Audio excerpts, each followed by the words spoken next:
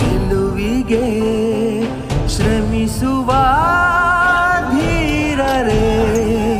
ವೇಷ ಭಾಷೆಗಳು ನೂರಾರು, ಎಲ್ಲಿ ನಾವು ಒಂದೇ. ವೇಷ ಕ್ಲೇಶಗಳ ದೂರ ಮಾಡಿ ಬನ್ನಿ ಎಲ್ಲ ಮುಂದೆ. ಭಾರತ ಮಾತೆ ನಿನಗೆ ವಂದನೆ, ಭೂಮಿಯಲ್ಲಿರುವ ಸ್ವರ್ಗ ನೀನೆ. ನಮ್ಮಯ ಜನುಮ ನಿನಗೆ ಅರ್ಪಣೆ, ಗಡಿಯನ್ನು ದಾಟಿ ಕೂಗಿ ಹೇಳು ಹೆಮ್ಮೆಯಲಿ. ಭಾರತ ಭಾರತ ಭಾರತ ಭಾರತ. ಪರಮ ಪೂಜ್ಯ ಡಾಕ್ಟರ್ ಜಿ ಅವರ ರಾಷ್ಟ್ರ ನಿರ್ಮಾಣ ಕಾರ್ಯಕ್ರಮಕ್ಕೆ ಶುಭ ಕೋರುವವರು ದಯಾನಂದ ಪುತ್ತೂರು, ಮೈಸೂರು.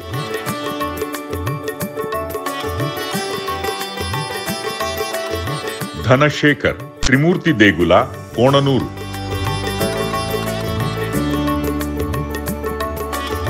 ವಿದ್ಯಾ Puneeth Kumar, Australia.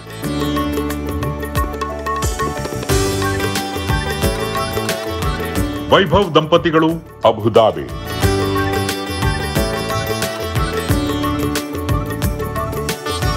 Deepa Baliga, Bengaluru.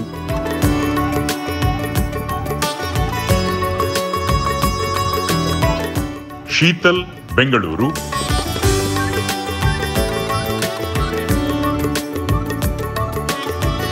Harish Pai, Dubai.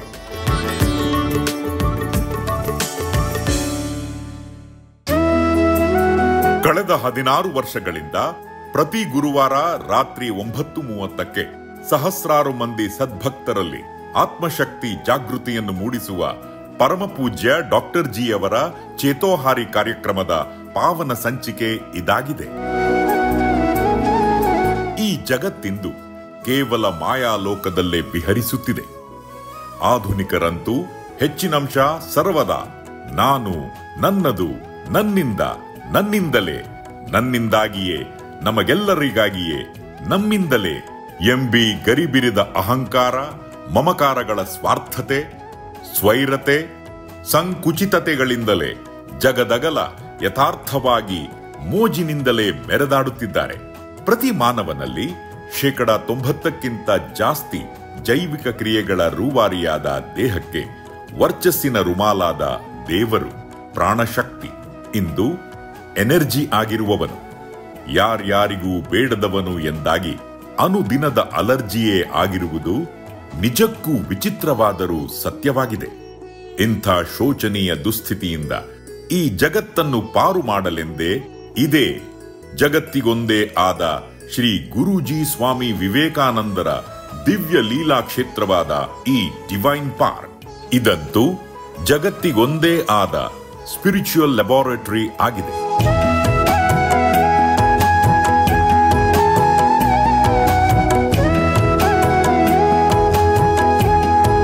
Spiritual healing hospital ಕೂಡ ಆಗಿದೆ ಎಂಬುದಂತೂ ತೆರೆದ ಸತ್ಯವಾಗಿದೆ.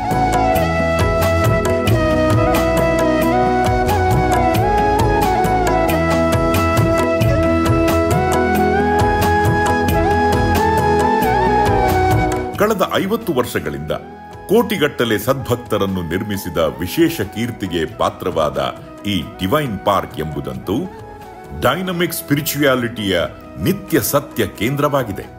ಅಷ್ಟೇಕೆ ಸಾರ್ಥಕ ಸಾಧನಾ ಗರಡಿಯೇ ಆಗಿದೆ.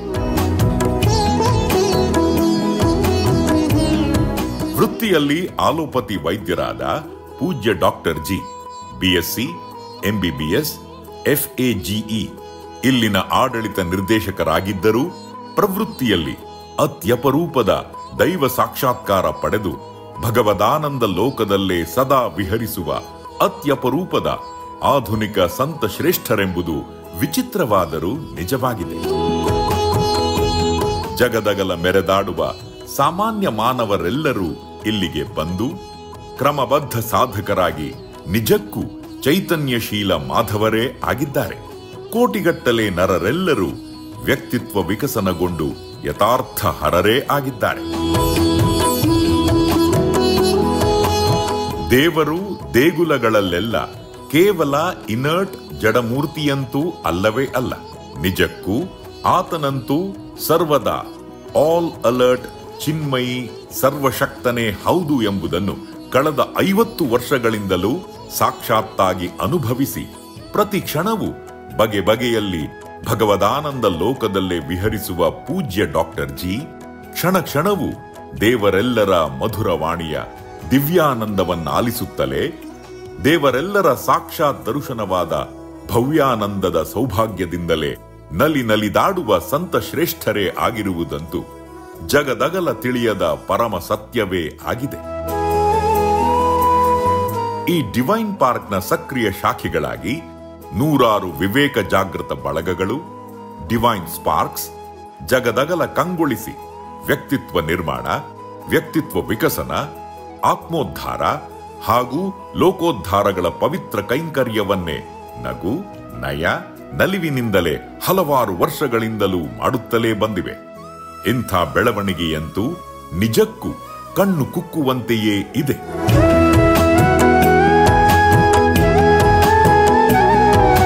ಪ್ರತಿ ಗುರುವಾರದ ಶ್ರೀ ಶಂಕರ ವಾಹಿನಿಯ ಮೂಲಕ ಪೂಜ್ಯ ಡಾಕ್ಟರ್ ಜಿ ಅವರು ಡೈನಮಿಕ್ ಸ್ಪಿರಿಚುಯಾಲಿಟಿಯ ಬಹುಮುಖಗಳ ಬಗ್ಗೆ ಭಕ್ತರೆಲ್ಲರ ಮನೆ ಹಾಗೂ ಮನಗಳಲ್ಲಿ ಅದ್ಭುತವಾಗಿ ವಿಹರಿಸುತ್ತಲೇ ಬಂದು ಜಗತ್ತಿನಲ್ಲಿ ನವ ಆಧ್ಯಾತ್ಮಿಕ ವಿಶಿಷ್ಟ ಕ್ರಾಂತಿಯನ್ನೇ ಮಾಡುತ್ತಲೇ ಬಂದಿದ್ದಾರೆ.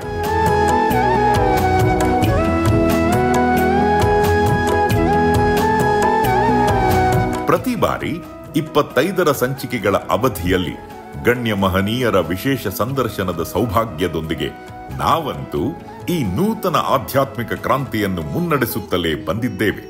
ಇಂದೀಗ ವಿಶೇಷ ಸಂಚಿಕೆಯಲ್ಲಿ ಮಂಗಳೂರು ವಿಶ್ವವಿದ್ಯಾನಿಲಯದ ನಿವೃತ್ತ ಕುಲಪತಿಯಾದ ಮಾನ್ಯ ಡಾಕ್ಟರ್ ಸುಬ್ರಹ್ಮಣ್ಯ ಎಡಪಡಿತ್ತಾಯ ಅವರ ಸಾಧನಾ ಮಂಜರಿ ಸಂದರ್ಶನವನ್ನು ನೀಡುತ್ತಿದ್ದೇವೆ.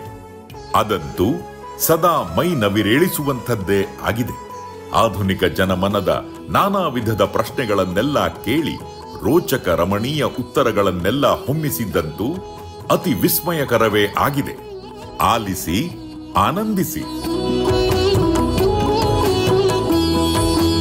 ನಿಷ್ಠ ಸದ್ಭಕ್ತರಾದ ನಿಮ್ಮೆಲ್ಲರಲ್ಲೂ ಅನನ್ಯ ಇಷ್ಟ ಪ್ರೇಮ ಹಾಗೂ ಗುರುಭಕ್ತಿಗಳಂತೂ ಸರ್ವದಾ ಸಂವರ್ಧನೆಗೊಂಡು ನಿಮ್ಮೊಳಗೆ ಅನನ್ಯ ಕಾರ್ಯದಕ್ಷತೆ, ಕರ್ತವ್ಯಶೀಲತೆ, ಶಿಸ್ತು, ಸಂಯಮಗಳೆಲ್ಲವೂ ಅಕ್ಷಯವಾಗಿ ಚಿಮ್ಮಿ ನಿಮ್ಮೆಲ್ಲರ ಜೀವನವಂತೂ ನಿತ್ಯ ನೂತನವೂ ಸತ್ಯ ಪಾವನವೂ ಆಗಿ ನಿಮ್ಮ ಬಾಳೆಲ್ಲ ಬೆಳಕಾಗಿ ಬದುಕೆಲ್ಲ ಬಂಗಾರವಾಗಿ ಜೀವನವಂತೂ ಜೇನಾಗಲೇಬೇಕೆಂದು ಹಾರೈಸುವೆವು. ನವೋತ್ಸಾಹದ ಕಿಡಿಯಾಗಿಯೇ ಅಕ್ಷಯ ಆನಂದವಂತೂ ಸದಾ ಚಿಮ್ಮುತ್ತಿರಲಿ. ಶ್ರೀ ಶಂಕರ ವಾಹಿನಿ ಪ್ರೇಕ್ಷಕರಿಗೆ ನಮಸ್ಕಾರಗಳು. ಶ್ರೀ ಗುರುಭ್ಯೋ ನಮಃ. ಯುವಕ ಯುವತಿಯರಲ್ಲಿ ಆಧ್ಯಾತ್ಮದ ಕಡೆ ಒಲವು ಮೂಡಿಸಬೇಕಾಗತ್ತೆ. ಅದಕ್ಕೆ ಬೇಕಾದಂಥ ಒಂದು ಪ್ರಕ್ರಿಯೆಯನ್ನು ನಾವು ಮಾಡಬೇಕು. ಇಲ್ಲಂತೇಳಿದರೆ ಇದು ಮುಂದುವರಿಸಲಿಕ್ಕೆ ಕಷ್ಟ, ಭಾರಿ ಕಷ್ಟ. ಅದು ಸಂಶಯದ ಒಂದು ಈ ವಾತಾವರಣದಲ್ಲಿ ಗೊಂದಲ ನಿವಾರಣೆ ಆಗುವುದೇ ಇಲ್ಲ. ಒಳಗಡೆ ಆತ್ಮಶಕ್ತಿ ನೀವು ಪಿನ್ ಪಾಯಿಂಟ್ ಆಗಿ ಹೇಳಿ ನಿನ್ನ ಆತ್ಮಶಕ್ತಿ ಹೀಗೆ ಹೇಳುತ್ತೆ. ಅವನಿಗೆ ಮತ್ತೆ ಮಾತಾಡುವಂಗಿಲ್ಲ, ಅವನು ಬದುಕುದೇ ಅದರಿಂದ. ರಾತ್ರಿ ಹೆಣದಂತೆ ಬಿದ್ದಿರ್ತಾನೆ. ನಮ್ಮಲ್ಲಿ ವ್ರತ ನಡೆಯುವಾಗ ಪ್ರತಿ ರಾತ್ರಿ ಗುರುಜಿ ಒಟ್ಟಿಗೆ ನಾನು ಹೋಗೋದು ಇರುತ್ತೆ. 2 ಗಂಟೆಗೆ ಹೋಗಿ 5 ನಿಮಿಷ ಎಲ್ಲರ ಮೂಗಳಿಗೆ ಬೆಳ್ಳ ಹಾಕ್ತೇನೆ. ಅವರೆಲ್ಲ ಹೆಣದಂತೆ ನೋಡು ಹೆಂಗೆ ಬಿದ್ದಿದ್ದಾರೆ ನೋಡು. ಪ್ರಾಣಶಕ್ತಿ ಒಳಗಿದೆ, ಅದು ಬೆಪ್ಪನಂತೆ ಕಾಣ್ತಾ ಇರುತ್ತೆ. ಇವ್ರು ನಿದ್ರೆ ಹೊಡಿತಾ ಇರ್ತಾರೆ ಅಂತಾರೆ. ಅವ್ರಿಗೆ ನಾನು ರಾತ್ರಿ ಬಂದಿದ್ದೆ ಅಂದರೆ ನೀವು ಹೇಳಿ ಬರಬೇಕಿತ್ತು ಸರ್ ಅಂತ. ಕಳ್ಳ ಯಾವಾಗಲೂ ಹೇಳಿ ಬರ್ತಾನೆ. ಬಂದು ನಿಮ್ಮಲ್ಲಿ ಮೈನಸ್ ಎತ್ಕೊಂಡು ಹೋಗ್ತೇನೆ ನಾನು. ನಿಮ್ಮ ಲಾಭಕ್ಕೆ ಬರೋದು, ಬೇರೆ ಯಾವುದಕ್ಕಲ್ಲ ಅನ್ನೋದು. ನಾನು ಅಲ್ಲಿ ಕಾರ್ಯಕ್ರಮ ಥ್ರೂಔಟ್ ವರ್ಲ್ಡ್ ಗುರುಜಿ ಜೊತೆ ಹೋಗ್ತೇನೆ. ರಾತ್ರಿ 2 ರಿಂದ 4 12 ರಿಂದ 2 ಕರ್ಕೊಂಡು ಹೋಗ್ತಾರೆ ಅವರು ಥ್ರೂಔಟ್ ವರ್ಲ್ಡ್. ಮೊನ್ನೆ ಟ್ರಂಪ್ ಓದ್ ತಗೊಳ್ಳುವಾಗ ಹೇಳಿದ್ರು, ನೋಡಿ ಅವನ ಮುಖದಲ್ಲಿ ಜಂಬ ನೋಡಿ ಹೆಂಗಿದೆ. ಅಷ್ಟು ಸುಲಭದಲ್ಲಿ ಆ ದೀನತೆ ಬರೋದೇ ಇಲ್ಲ. ಅದು ಪುಣ್ಯಕ್ಕೂ ಜೀವಿ ಭಾರತದಲ್ಲಿ ಹುಟ್ಟಿದ್ರೆ ಮಾತ್ರ ಅವನಿಗೆ ಸಾಧ್ಯ. ಬೇರೆ ದೇಶದಲ್ಲಿ ಹುಟ್ಟಿದ್ರೆ ದೀನತೆ ಬರೋದೇ ಇಲ್ಲ, ಅದು ಹಂಬಲ್ನೆಸ್ ಬರೋದೇ ಇಲ್ಲ, ಖಂಡಿತ ಬರೋದಿಲ್ಲ ಅದು. ಹಾಗಾಗಿ ಭಾರಿ ಕಷ್ಟ ಅದು. ಈ ಥರ ನಾನು ಅಮ್ಮ ಅಂತ ಹೇಳಿದಕ್ಕೆ ಅಮೇರಿಕರೆಲ್ಲ ನಗಾಡಿ ಬಿಟ್ಟಿದ್ರು. ಸೊ ಅಮ್ಮ ಬರ್ತೇನೆ, ಅಮ್ಮ ಹೋಗ್ತೇನೆ ಅಂತ ನಮ್ಮಲ್ಲಿ ಹೇಳ್ತಾರಲ್ಲ. ಅಮ್ಮ ಅಂದ್ರೆ ಮಜೆ ಮಾಡೋದು ಮಾತ್ರ ಅಂತ ಅವ್ರ ಲೆಕ್ಕಲ್ಲ. 1 ಗಂಟೆ ಅವ್ರಿಗೆ ಮಾತಾಡಿದೆ, ಕೊನೆಗೆ ಎಲ್ಲ ಕಣ್ಣೀರು ಹಾಕಿ ಕ್ಷಮೆ ಕೇಳಿದರು. ಬರೀ ಅಮ್ಮ ಅಂದ್ಕೊಳ್ಳಿ ಮಜೆ ಮಾಡೋಕ್ಕಂತ ಅವ್ರು ತರಲಿಲ್ಲ. ಅಮ್ಮನ ಒಂದು ವೈಶಿಷ್ಟ್ಯ ಎಷ್ಟು ದೊಡ್ಡದಿದೆ, ಕರ್ಮ ದೇವತೆ ಅಲ್ಲ ಅಲ್ಲಿ ಬರುವಂಥದ್ದು. ಅವರ ದೃಷ್ಟಿಯೇ ಬೇರೆ, ಸೃಷ್ಟಿಯೇ ಬೇರೆ. ಯಥಾ ದೃಷ್ಟಿ ತಥಾ ಸೃಷ್ಟಿ. ಏನು ಮಾಡೋದು ಅಂತ ಕತೆ. ಏನು ಗೊತ್ತಿರೋದಿಲ್ಲ. ಅವರು ಜಾಪ್ ಮಾಡೋದು ಅಷ್ಟೇ. ತೋರಣ ಕೊಟ್ಟರು ಯಾಕಂದು ಗೊತ್ತಿರೋದಿಲ್ಲ. ರಂಗವಲೋಕದೆಲ್ಲ ಬರೀ ಜಾಪ್, ಇಂಡಿಯನ್ ಜಾಪ್ ಅದು ಅಷ್ಟೇ. ಅಲ್ಲ, ತಪ್ಪು ನಮ್ಮದು ಇದೆ. ನಾವು ಅರ್ಥವತ್ತಾಗಿ ಯಾರಿಗೆ ಹೇಳಲೂ ಇಲ್ಲ. ನಮ್ಮ ಪುರೋಹಿತರೆಲ್ಲ ಬಾಯಿ ಬಿಟ್ಕೊಂಡು ಅವ್ರಿಗೆ ಗೊತ್ತಿಲ್ವೇನೋ ಬಾಯಿ ಬಿಡೋದೇ ಇಲ್ಲ ಅವರು. ಯೋಚನೆ ಮಾಡಿ. ನಾವು ದೇಶದ ಬಗ್ಗೆ ಮಾತಾಡಿದರೆ ಎಲ್ಲವೂ ಸರಿ ಇಲ್ಲ ನಮ್ಮ ದೇಶದಲ್ಲಿ. ಆಲ್ ಈಸ್ ನಾಟ್ ವೆಲ್ ಅಂತ ಹೇಳ್ತೇವೆ ನಾವು. ದೇಶೋದ್ಧಾರ ಹೇಗೆ ಬೇಗ ಮಾಡಬಹುದು, ಹೇಗೆ ಸಾಧ್ಯ ಅದು? ಅಲ್ಲ, ಪ್ರತಿಯೊಬ್ಬರು 10% ದೇಶಕ್ಕಾಗಿ ತ್ಯಾಗ ಮಾಡಬೇಕಂತಾರೆ ಗುರುಜಿ. 10% ನನ್ನ ದೇಶಕ್ಕಾಗಿ. ಆ ದೇಶದಲ್ಲಿ ಎಲ್ಲವೂ ನನ್ನ ದೇವರಿಂದಾಗಿ ಆಗುವ ಕೆಲಸಗಳು ಅಂತ ತಗೋಬೇಕು. ನನ್ನಿಂದಾಗಿ ಅಲ್ಲ. ನಾನು ನಂಬಿದ ದೇವರು ವಿಶ್ವವ್ಯಾಪಿ, ಅವ ಯಥಾರ್ಥವಾಗಿ ಸರ್ವಜ್ಞ, ಸರ್ವಶಕ್ತ, ಸರ್ವಾಂತರ್ಯಾಮಿ. ಖಂಡಿತವಾಗಿಯೂ ಆಗುತ್ತದೆ. ಹನಿ ಕೂಡಿ ಹಳ್ಳಾದಂತೆ ಪ್ರತಿಯೊಬ್ಬರು ನಾವು ತಿದ್ದುಕೊಂಡ್ರೆ ಆಗುತ್ತೆ. ಫಸ್ಟ್ ದೇಶ, ಆಮೇಲೆ ಧರ್ಮ, ಆಮೇಲೆ ನಾನು, ಆಮೇಲೆ ನನ್ನ ಕುಟುಂಬ. ನಾವು ಹಾಗೆ ತಗೊಳ್ಳೋದಿಲ್ಲ. ಫಸ್ಟ್ ನಾನು, ಕೊನೆಗೂ ನಾನೇ. ಯೋಚನೆ ಮಾಡಿ ಉದ್ಧಾರ ಆಗೋದು ಹೇಗೆ? ಅದನ್ನು ನಮ್ಮ ಶಾಲಾ ಕಾಲೇಜಿನಲ್ಲಿ ನಮ್ಮ ಪಠ್ಯಪುಸ್ತಕದಲ್ಲಿ ದೇಶ ಮುಖ್ಯ ಅಂತ ನಾವು ತರೋದೇ ಇಲ್ಲ. ಕೇವಲ ಜನವರಿ 26, ಆಗಸ್ಟ್ 15 ನಾವು ಧ್ವಜ ಹಾರಿಸಿದ ದೇಶದ ಮೇಲೆ ನಮ್ಮ ಪ್ರೀತಿ ಗೊತ್ತಾಗತ್ತಾ? ಇಲ್ಲ. ಅದು ಧ್ವಜ ಹಾರಿಸುವಾಗ ಯೋಚನೆ ಮಾಡಿ, ರಜಾ ದಿನ ಧ್ವಜ ಹಾರಿಸೋಕೆ ಬರೋದಿಲ್ಲ. ಅದು ಬರಬೇಕಂತ ನಾವು ಹೇಳುವ ಪ್ರಜ್ಞೆಯೂ ನಮಗಿಲ್ಲ. ಯಾಕಂದ್ರೆ ಟೈಮ್ ವೇಸ್ಟ್ ಸರ್. ಅದರಿಂದ ಏನು ಪ್ರಯೋಜನ ಇಲ್ಲ. ಅವ ಬಂದವನಿಗೆ ನನ್ನ ದೇಶ ಅತ್ಯಂತ ಶ್ರೀಮಂತ ದೇಶ ಅಥವಾ ಉದಾತ್ತ ದೇಶ ಎಂಬ ಭಾವವನ್ನು ನಾವು ತುಂಬ್ತೇವ. ಸ್ವಾತಂತ್ರ್ಯ ದಿನದಲ್ಲಿ ಯೋಚನೆ ಮಾಡಿದ್ವಿ. ಧ್ವಜ ಅರಳಿಸುವಾಗ ನಮ್ಮಷ್ಟು ಪವಿತ್ರವಾದ ದೇಹ ಇಲ್ಲ, ಪುಣ್ಯವಾದ ದೇಶ ಇಲ್ಲ. ಪ್ರತಿಯೊಂದು ಕೆಲಸದಲ್ಲೂ ನಾವು ಭಾಗ್ಯವಂತರು, ಸೌಭಾಗ್ಯವಂತರು ಅಂತ ಇಂಜೆಕ್ಟ್ ಮಾಡಿ ಇನ್ಸ್ಪೈರ್ ಮಾಡುವ ಒಂದು ಶಕ್ತಿ ಯಾವ ಹೆಡ್ ಮಾಸ್ಟ್ರಿಗಾರು ಉಂಟಾ? ಪುರ್ಸೊತ್ತೇ ಇಲ್ಲ ಅವ್ರಿಗೆ. ಈ ರಜಾ ದಿನದಲ್ಲಿ ಹೇಗೆ ಮನೆಯಲ್ಲಿ ಕೂತ್ಕೊಳ್ಳೋದು ಅದೇ ತಲೆ. ಸ್ವಾತಂತ್ರ್ಯ ದಿನಾಚರಣೆ ಲಡ್ಡು ಸಿಗ್ತದೆ, ಲಡ್ಡು ಅಷ್ಟೇ. ಯೋಚನೆ ಮಾಡಿ. ಆ ಮಟ್ಟಕ್ಕೆ ನಾವು ಇಳಿಸಿಬಿಟ್ಟಿದ್ದೇವೆ. ಅದರ ಪುಣ್ಯವನ್ನೆಲ್ಲ ನೆಲಮಟ್ಟಕ್ಕೆ ಇಳಿಸಿದ್ದೇವೆ. ಗಗನ ಮಟ್ಟಕ್ಕೆ ಹಾರಬೇಕಾದ್ದನ್ನು ನೆಲಮಟ್ಟಕ್ಕೆ ಇಳಿಸಿದ್ದೇವೆ. ಅದನ್ನು ಪ್ರೋತ್ಸಾಹಿಸುವವರೇ ಹೊರತು ಅದನ್ನು ಅರ್ಥವತ್ತಾಗಿ ವಿವರಿಸುವವರಿಲ್ಲ. ಆದರೂ ಕೂಡ ನನ್ನ ದೇಶಕ್ಕಾಗಿ ನಾನಿದ್ದೇನೆ, ನೀನು ಚಿಂತೆ ಮಾಡಬೇಡ ಅಂತಾರೆ ನನಗೆ ಗುರುಜಿ.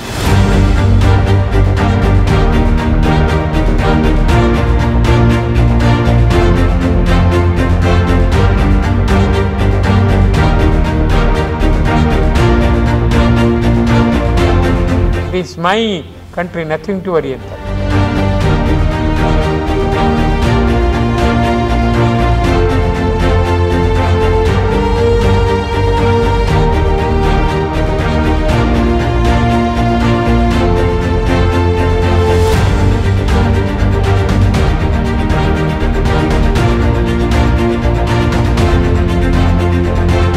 ಎಂಥ ದೇಶಾಭಿಮಾನ ಮಾರ್ರೆ ಅವರಿಗೆ, ಅದ್ಭುತ.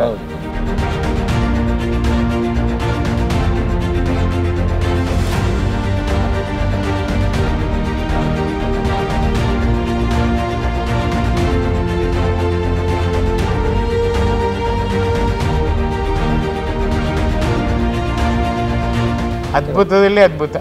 ರಾಷ್ಟ್ರ ಮೊದಲು, ಯಾವಾಗಲೂ ರಾಷ್ಟ್ರ ಮೊದಲು ಅಂತ ಹೇಳಿ ಆ ರೀತಿ ನಾವು ಇಂಜೆಕ್ಟ್ ಮಾಡಿದರೆ ಮಕ್ಕಳಿಗೆ ಅರ್ಥ ಆಗುತ್ತೆ. ನಾವಿದ್ದಾಗ ಸ್ವಲ್ಪ ಮಟ್ಟಿಗೆ ಆರಿತ್ತು. ನೇತಾಜಿ ಸುಭಾಷ್ ಚಂದ್ರ ಬೋಸ್, ಗಾಂಧೀಜಿ ಅಂತ ನಾವು ಕೂಗ್ತಾ ಇತ್ತು ಅವಾಗ. ಈಗ ಕೂಗ್ತಾರೆ ಯಾರಾದ್ರೂ? ಎಲ್ಲ ನಿಂತು ಹೋಗಿದೆ. ಈಗ ಬರೀ ಮೊಬೈಲ್ ಆಟಗ ಗೇಮ್ ನೋಡ್ತಾ ಇರೋದು ಅಷ್ಟೇ, ಮತ್ತೆ ಏನಿಲ್ಲ. ಈ ಇನ್ನೊಂದು ಭಯಂಕರ ಏನು ಖೇದಕರ ಸಂಗತಿ, ಭಾಳ ಬೇಸರ ಆಗುವಂಥ ಅಂತ ಹೇಳಿದರೆ, ಒಳ್ಳೆದಿದೆ ಕೆಟ್ಟದಿದೆ ವಿಜ್ಞಾನದಲ್ಲಿ. ಈಗ ಸ್ಮಾರ್ಟ್ ಫೋನ್ ಇದೆ, ಮೊಬೈಲ್. ಒಂದು ಮನೆಗೆ ಹೋಗಿ ನೋಡಿ, ನಾನು ಒಂದೊಂದು ಮನೆಗೆ ಹೋಗಿದ್ದೆ, 3 ಜನ ಇರೋದಲ್ಲಿ. ಭೇಟಿಗಾಗಿ ಬರ್ತೇನೆ ಹೇಳಿದೆ, 3 ಗಂಟೆಗೆ ಬರ್ತೇನೆ. ಹೋದೆ, ಬೆಲ್ ಮಾಡಿದೆ, ಮೊದಲೇ ಬಾಗಿಲು ತೆಗೆದಿಟ್ಟಿದ್ದಾರೆ. ನಾನು ದೂಡಿದೆ. 3 ಜನ 3 ದಿಕ್ಕಿನಲ್ಲಿ ಕೂತಿದ್ದಾರೆ. 3 ಜನರ ಕೈಯಲ್ಲಿ ಮೊಬೈಲ್ ಇದೆ. ಗಂಡ, ಹೆಂಡತಿ, ಮಗಳು, 3 ಜನ ಅದರಲ್ಲಿದ್ದಾರೆ. ನಾನು ಸ್ವಾಮಿ ನಾನು ಬಂದೆ ಎಲ್ಲ ಕೇಳಿದ್ದೇನೆ ಅವ್ರ ಹತ್ರ, ಮಾತೇ ಇಲ್ಲ. ಆಮೇಲೆ ಮಗಳು ಹೇಳಿದ್ಲು, ಓ ಅಂಕಲ್ ಕೂತ್ಕೊಳ್ಳಿ ಇಲ್ಲಿ. ಪುನಃ ನೋಡಲಿಕ್ಕೆ ಸ್ಟಾರ್ಟ್. ಅಯ್ಯೋ, ಸೊ ಇಲ್ಲಿ ನಾನು ಯಾಕಪ್ಪ ಇಲ್ಲಿಗೆ ಬಂದೆ ಅಂತ ಆಯಿತು. ಇಂಥ ಒಂದು ಪಾಪ ಪ್ರಜ್ಞೆ ನನ್ನಲ್ಲಿ ಮೂಡಿ ಬಂತು, ಅವರಲ್ಲಿ ಅಲ್ಲ. ಹೌದಪ್ಪ. ಸೊ ಈ ಮೊಬೈಲ್ ಇಂಥ ಒಂದು ಮನೆಯ ವಾತಾವರಣವನ್ನು ಕಲುಷಿತಗೊಳಿಸ್ತದೆ, ಮಾನಸಿಕ ನೈರ್ಮಲ್ಯವನ್ನೇ ಹಾಳು ಮಾಡಿ ಆಗ್ತದೆ. ನಾವು ಹೇಳ್ತೇವೆ ಮಾತೃದೇವೋ ಭವ, ಪಿತೃದೇವೋ ಭವ, ಆಚಾರ್ಯ ದೇವೋ ಭವ, ಅತಿಥಿ ದೇವೋ ಭವ.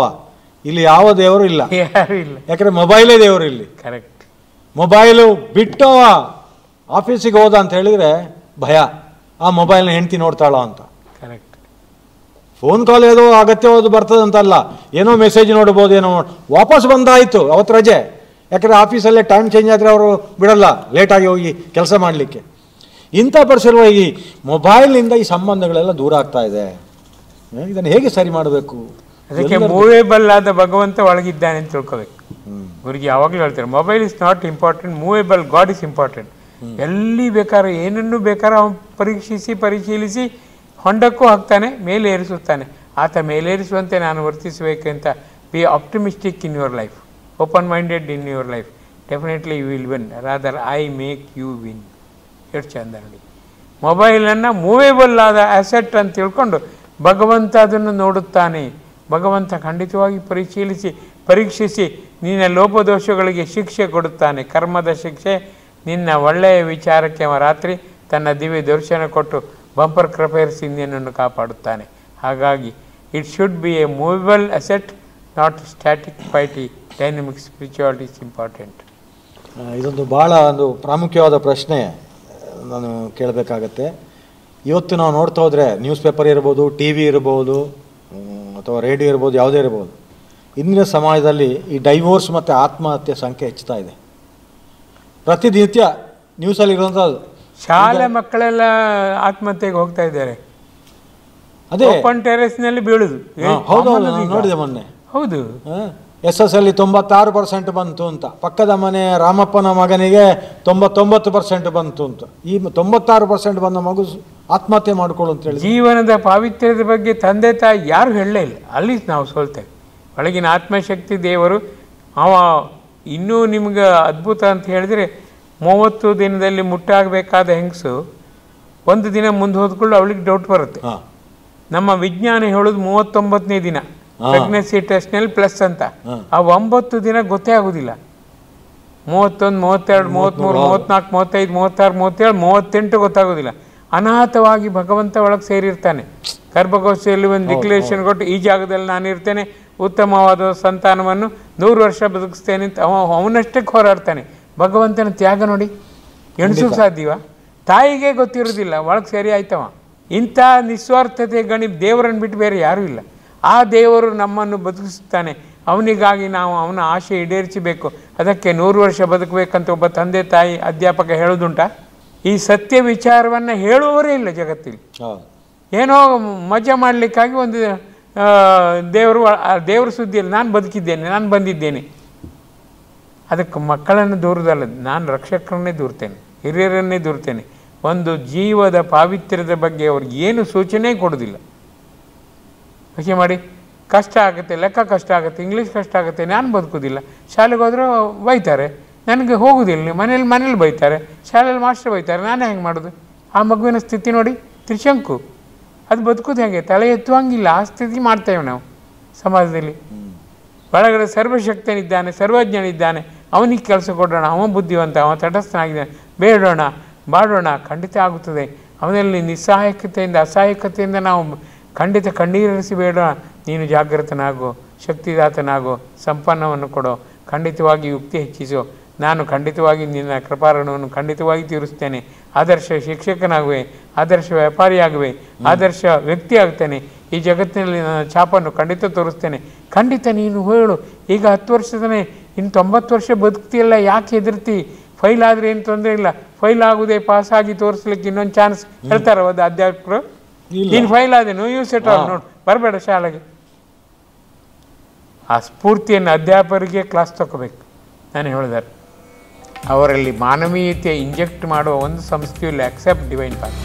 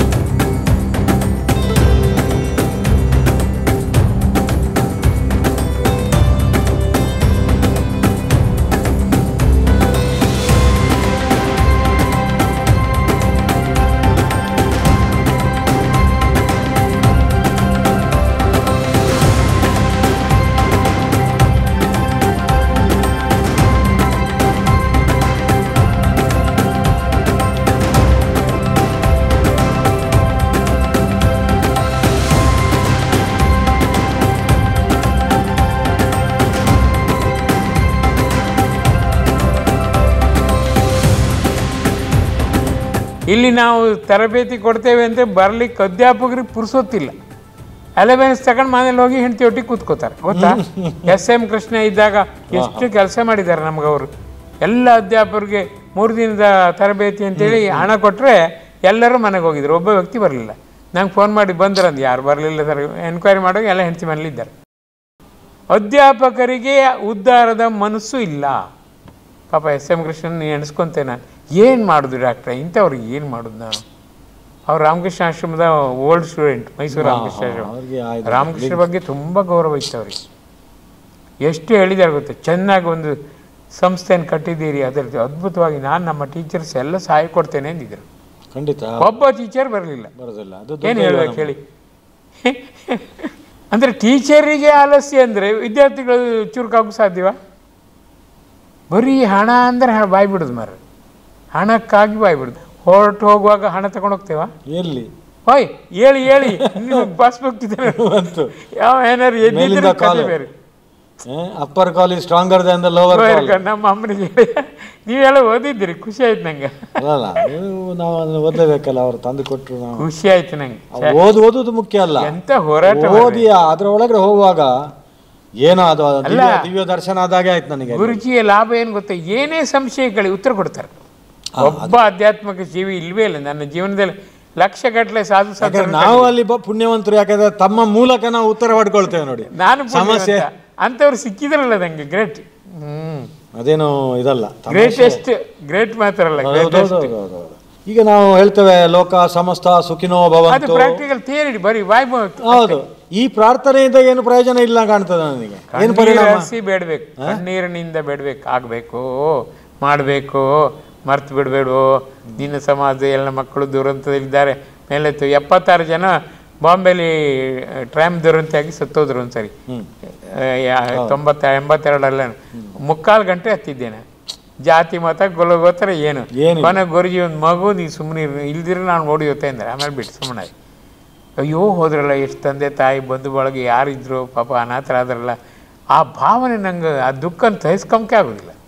ಎಲ್ಲರೂ ಸುಖವಾಗಿರ್ಬೇಕು. ನಮ್ಮ ವಿಷ್ಣು ದೇವಸ್ಥಾನದಲ್ಲಿ ನಾನು 3 ವರ್ಷದ ಮಗುವಾಗಿದ್ದಾಗ ಬೇಡಿದೆ, ಸರ್ವಶಕ್ತನಲ್ವೇ ಎಲ್ಲರ ಕಷ್ಟ ನಿವಾರಿಸಿ, ನಿಂಗೇನು ಗಂಟು ಹೋಗೋದು, ಕಷ್ಟ ಅಂತ ಬರ್ತಾರೆ, ಕಷ್ಟ ಇಲ್ಲ ತಗೋ ಸುಖ ಅಂತ ಕೊಡು ನೀನು. ಏನೀಗ ಅದಾಗಬೇಕಾದ್ರೆ you should be universally compassionate ಆಗಬೇಕು, ಎಲ್ಲರೂ ಬೇಡಬೇಕು. ನಾನು ಹೇಳೋದು ಮತ್ತೆ ಜಗತ್ತಿನಲ್ಲಿ ಹೃದಯದಲ್ಲಿ 5 ಲೀಟರ್ ರಕ್ತ ಇರುತ್ತೆ, 5 ಲೀಟರ್ ಸಹಾನುಭೂತಿ ಇರಲಿ, ಅನುಕಂಪ ಇರಲಿ, ದಯೆ ಇರಲಿ, ಪ್ರೇಮ ಇರಲಿ, ಯಾಕಾಗೋದಿಲ್ಲ?